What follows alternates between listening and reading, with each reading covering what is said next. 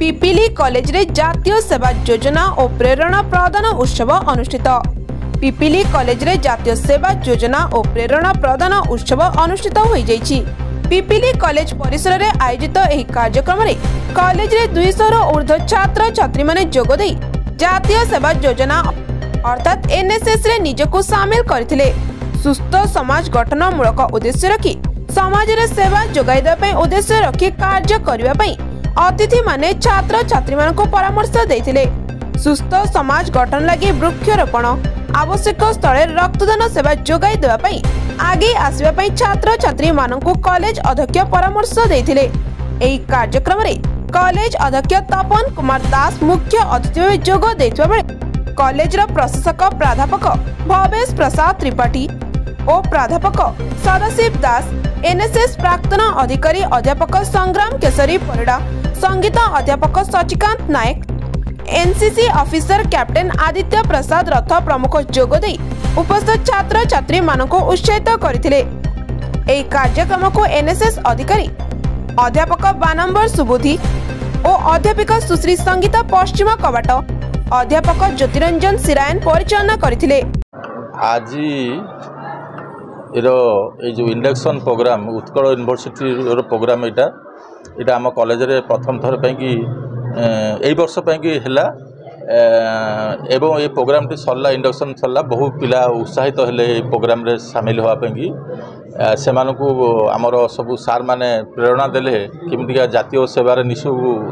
शामिल करेंगे और उत्सर्गित करेंगे पिला माने प्रेरित हेले बहुत पिला स्वेच्छाकृत भाव में एनएसएस रो मेंबरशिप नापी आग्रह प्रकाश कले नेले एवं भविष्य में बहुत नेशनल प्रोग्राम गुड़िक से केमिति कंडक्ट करेंगे से विषय शपथ नेले एवं आम कॉलेज कैंपस को किभली भाव में परिष्कार परिच्छन्न रखिए और कॉलेज कैंपस सर्वांगीन उन्नति पाई से शपथ नेले। सर परिचय मुझे बानंबर सुबुद्धि लेक्चर इन हिस्ट्री एवं प्रोग्राम ऑफिसर होची एनएसएस जोटा कि मेल यूनिट आम कॉलेज रे दुईटी यूनिट चली होची जोटा कि गोटे मेल यूनिट और गोटे female unit National Service Scheme जातीय सेवा योजना तो उत्कल यूनिवर्सिटी तरफ sponsoring programme towards the service towards society new enrolment of new volunteers एटा ऑलरेडी आमर इंडक्शन प्रोग्राम जोटा कि सरी जाइछि। सेठी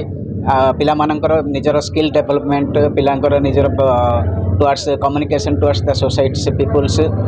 service towards the world and all the other circumstantials and environment जोटा कि आमर परिवेश सुरक्षा परिवेश स्वच्छता विभिन्न प्रकार जोटा का प्लांटेशन ड्राइव एटा जी जनसेवा कार्यक्रम समाज प्रति अवदान रोचे छात्र मानकर छात्र जीवन में एनएसएस रे समस्ते सामिल ही वॉलंटियर हिसाब से स्वेच्छासेवी हिसाब से केमिति जनसेवा निजक अंतर्भुक्त करवा निजर मानसिकतार विकास आनिबा एटा होचे प्रधान लक्ष्य होचे आम जातीय सेवा योजना जोटा कि 24 सेप्टेम्बर प्रति वर्ष आमर एनएसएस डे रूप सेलिब्रेट होची। ऑलरेडी आम कॉलेज रो इंडक्शन प्रोग्राम बा प्रवेश बा पिलांकर नुआ भावे नूतन वॉलंटियर भावे एनएसएस रे प्रवेश जोटा इंडक्शन प्रोग्राम ऑलरेडी आमर प्रोग्राम आम कंडक्ट कर सारी ये समस्ते खुशी रे निजर सेवा प्रदर्शित करने मनोभाव नहीं पिला माने एथिरे अंतर्भुक्त होउछन्ती एवं जातिर सेवा बा